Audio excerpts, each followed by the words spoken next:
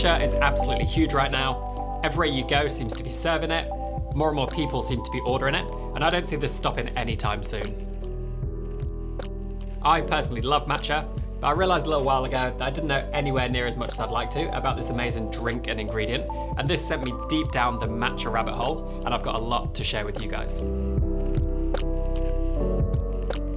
Over the last few months, I've been trying to learn as much as I possibly can about matcha. I've been trying to taste as much matcha as I can possibly get my hands on.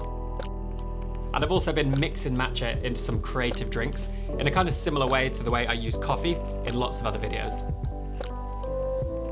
Today we're going to start with the absolute basics, what matcha is, where it comes from, and the difference between ceremonial and culinary matcha. I'll also show you how to prepare matcha, which is really simple, either using traditional tools like these, or how you can make it at home if you don't have any of this. And then at the end of the video, we'll make some delicious matcha drinks, the kind of foundational matcha drinks, matcha lattes, matcha iced lattes, and then how you can incorporate some delicious flavors into those amazing drinks. Everything's going to be timestamped below, so if there's a particular section you're interested in, or if you just want to see the making matcha part and the matcha iced lattes, you can skip ahead to that. But there's lots of information about matcha before that I personally found really interesting, and I think you guys will too. So, without further ado, let's get started with the beginner's guide to matcha. So this is the first video in a full month of matcha-inspired content, which I'm calling Matcha Month. This is going to be the foundational episode, which everything else builds upon. We're going to make some delicious drinks, some very creative serves. So if you enjoy matcha, or even coffee or cocktails, or just generally delicious and creative drinks, you might want to subscribe to the channel, which helps you guys see more of this and helps me reach more people to share all these things that I'm learning along the way. The first question we need to answer in this video is going to be the simplest, but the most important. What is matcha? At the most basic level, matcha is a finely ground green tea powder. And if we break that word up, matcha, ma means powder, cha translates as tea. Put the two together and you have matcha or powder tea. Something interesting that I didn't realize is that this idea of powder tea actually has origins in China. But of course, the product we know and love these days as matcha was refined and developed in Japan, where it's a huge part of the culture and synonymous with Japanese traditional tea ceremonies. So although there is variation within matcha, there are a few general rules that are followed in order for something to become matcha. So first of all, it must be made from tencha tea.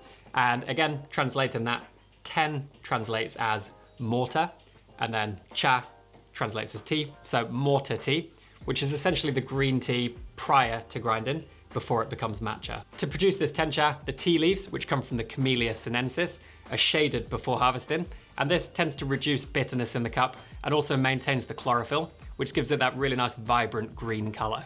The most prized matcha is harvested in the early spring season, when the leaves are nice and young and fresh, and then these leaves are actually steamed to reduce oxidation. The leaves are then dried and then carefully ground, and we're left with this amazing powder that we know and love as matcha. I think there's a common misconception about what matcha actually tastes like. A lot of people think it just tastes like really bitter grass, but actually when you compare this to coffee, that's like saying all coffee tastes like bitter, dark chocolate. Within coffee, there's a huge spectrum of flavor that can be found, some positive, some negative, in your opinion, but within matcha, the same applies. So good quality matcha shouldn't be overly bitter. It should have that really nice, light and vibrant texture. But from a flavor perspective, there's so much more that can be found. Most matcha does have that grassy, almost seaweedy-like flavor, but that shouldn't necessarily overpower. You can get that really nice umami, moreish characteristic from good quality matcha, but there's also other things that can be found. You can find fruity flavors, even tropical fruity flavors, florality, acidity, natural sweetness. So don't be put off by the one matcha you've tried before, which was probably bitter. There's so much more to experiment with here. And within all of these different matchas, I found quite different flavor profiles. So don't be put off by a single one. Experiment with this huge range of flavor that can be found. So most matchas will fall into one of two categories, either culinary or ceremonial. And I was really surprised to learn that these don't really mean anything. There's no universal objective standards for what classifies as culinary versus ceremonial. It's actually a marketing term, which isn't necessarily very helpful. So culinary, broadly speaking, tends to be better for baking. It's generally made with lower quality ingredients, maybe older leaves from later in the season, with perhaps not as much care taken. It tends to have a little bit more bitterness, whereas Ceremonial tends to follow all of the positive steps we've talked about before and is much more suited to drinking rather than eating. Ceremonial matcha is designed to be fit for a Japanese tea ceremony, made with fresh young leaves from early in the spring season, whereas Culinary matcha tends to be covered by other things like sugar and cream when it's added to other dishes and isn't necessarily perfect for drinking. Something really important to remember is that just because a bag is labeled as Ceremonial doesn't necessarily mean that the matcha is the best. And I actually found that within some brands, their Culinary matcha might be better than other brands' Ceremonial matcha.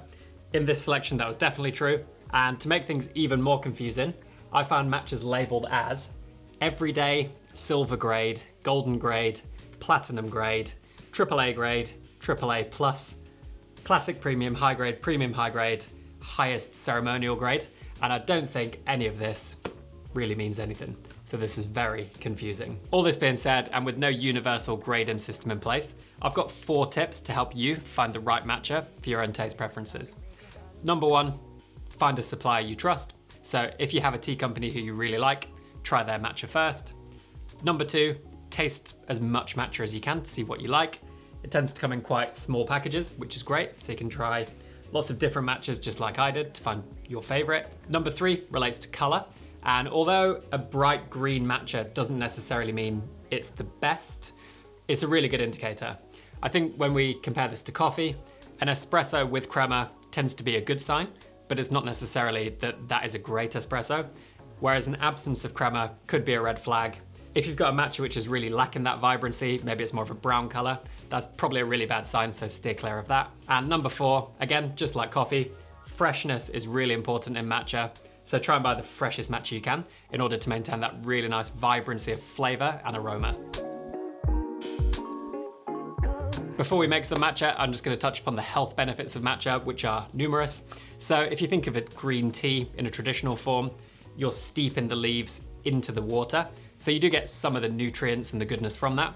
But with matcha, you're actually consuming the entire leaf, with the exception of the vein through the middle, which is removed. You're getting a really concentrated beverage, packed with antioxidants. It does contain caffeine, but it also contains a really important amino acid called L-theanine. And L-theanine has a really powerful effect. In many cases, it can offset some of the negatives of caffeine, the jitters, the anxiety that some people get, giving you a state of almost calm alertness, a lot of people find, which for myself personally, I love coffee, I love caffeine, in moderation, obviously. I drink coffee in the morning, and if I need an afternoon pick-me-up, I'll have a matcha. That's a really nice balance for me. Obviously, do what works for you. Everyone reacts differently to caffeine, and it does still contain caffeine, but this might be an alternative to coffee, something for you to explore. And since it is the afternoon, I think we should prepare some matcha. So preparing matcha is actually really simple. Obviously, you can take this as far as you want to in terms of complexity, but at the most simple level, essentially all you need is a bowl. A tea bowl like this is great, also known as a chawan, but any bowl will do. You're gonna need some kind of whisk like this. This is known as a cha sen, which is essentially a bamboo whisk with lots of bristles to really whip up the matcha. You're gonna need something to measure your matcha with. I'm just using a spoon, but there are particular tools for this if you wanna be really traditional. Some kind of sieve to avoid the matcha clumping up. And then finally, really importantly, we're gonna need a scale. And this is, to me, really critical. Some people eyeball it, which is not how I want to work, and I don't think you should work. I wanna be accurate, consistent, and repeatable, and scales really help us to do that, particularly when we're working with such fine margins of like 1, 2, 3, 4 grams.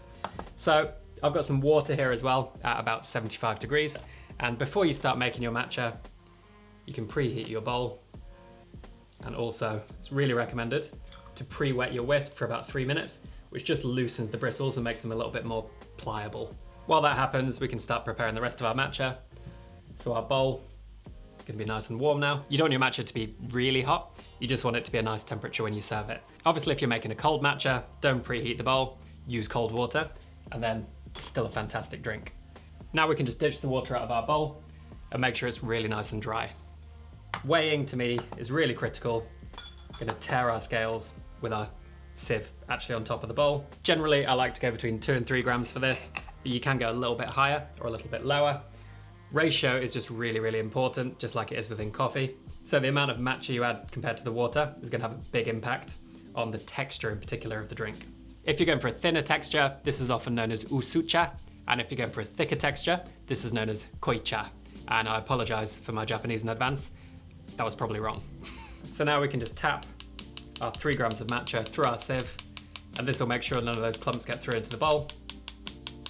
And now to our sieved matcha, which is clump free, I'm gonna add somewhere between 30 and 50 grams of water at around about 70 to 75 degrees. I think that's a really nice sweet spot. I wouldn't go above 75. You can get that bitterness really coming through. So I've gone 3 grams of matcha powder, 40 grams of our water at 70 to 75 degrees. And I think that's a really nice starting point for a lot of people. To begin, you just want to make sure all the matcha is actually immersed in the water, which is obviously really important. You don't want any dry patches. Then you can just start whisking in an M or a W motion, just to really start fluffing up the matcha to get that really nice foamy texture. To begin with, you can be quite vigorous, just like when you're steaming milk. You allow all that air in to begin with, and then towards the end, you just lift up the whisk to stop scraping on the base, and this kind of creates that microfoam, pops any big bubbles, and you get a really smooth, silky, light and airy bowl of fantastic matcha to enjoy. If you don't have a whisk like this, that's fine. You can also use something like one of these, a milk frother, which will give you really good results. I think the absolute simplest way to prepare matcha is in a jar. Just add your water, add your matcha, put it on the lid and give it a good shake. And although this won't give you as smooth and silky results as the traditional method, you can still use it at a pinch if you don't have the other tools. You can just go ahead and drink this straight from the bowl if you want to, or you can pour it out into your favorite serving glass. Cheers. It's got an amazing texture. Earthy, grassy, seaweedy, umami. It's very Moorish, really kind of mouth-watering. I definitely get a hint of fruit in there, a kind of yellow fruit, almost mango-y. It's got some really nice nuttiness as well. Very low bitterness, which is really positive. It's just really creamy, really satisfying. And I just think this is a really interesting category. In and of itself, it's delicious as a drink, but also as an ingredient, this can be fantastic when mixed. If you take your matcha base, and I go quite strong here, 3 to 4 grams of matcha to 36 grams of hot water, and add some really nice steamed milk or alternative milk to it, you can make a beautiful and comforting drink known as a matcha latte. I tend to go with oat milk here because I think it's a really nice pairing with matcha, and the matcha latte itself is a really good introduction to matcha for people without too many distracting flavors, and you can also sweeten it to taste, so it's a really versatile drink. One of my favorite drinks at the moment is an iced matcha latte, and I really do like some sweetness here. Matcha can work with a huge range of flavors like we've spoken about. If I'm using a syrup like this one, the strawberry syrup from Monin, I start by mixing between 100 and 150 grams of oat milk with 20 grams of syrup first. Then I add the ice and layer on top of the matcha. You can obviously add more syrup for a sweeter drink, a little bit less for a less sweet drink. I think this method of fully mixing the syrup and the milk first is really important. A lot of the time you see people with syrup on the bottom of the drink, then milk, then matcha. And even if you mix this with a straw, it doesn't fully integrate, so you have quite an unbalanced drink, which is undersweetened to begin with, and then really sweet at the end. This method just makes the drink way more integrated and balanced. If you're using a puree like the Blackcurrant Le Free from Monin, I like to add this around my glass with lots of ice, followed by oat milk again, and then matcha on top. This is really nice because it gives you pops of sweetness and flavor through the drink, which keeps it interesting and surprising. And then finally, you can get really creative with your flavor combinations, maybe going for a Monin passion fruit syrup, which I actually combine with coconut milk and finish with matcha, really leaning into those tropical flavors. This drink's refreshing, summery, and perfect for a hot day. With so many different products in the Monin range, this really is the starting point. You can take this drink in so many directions. Vanilla, coconut, and nutty flavors like hazelnut work really nicely. You can go down the fresh fruit path with flavors like peach or cherry. Or one of my absolute favorites is white chocolate, which is a really nice partner for matcha. Be sure to check out the Monin website in the description below. A massive thank you to Monin for sponsoring this video and giving us so many different flavors to pair with the delicious matcha. And now, I want to hear from you. Let me know if there's anything I've missed, and if there's anything else you want to know about matcha. If you've enjoyed this, you can subscribe to the channel so you don't miss any more of our future Matcha Month content, which you can do by clicking here. And I'll put this video on screen for you to watch next, which I really hope you're going to enjoy. So thanks for watching, and I'll see you in the next one.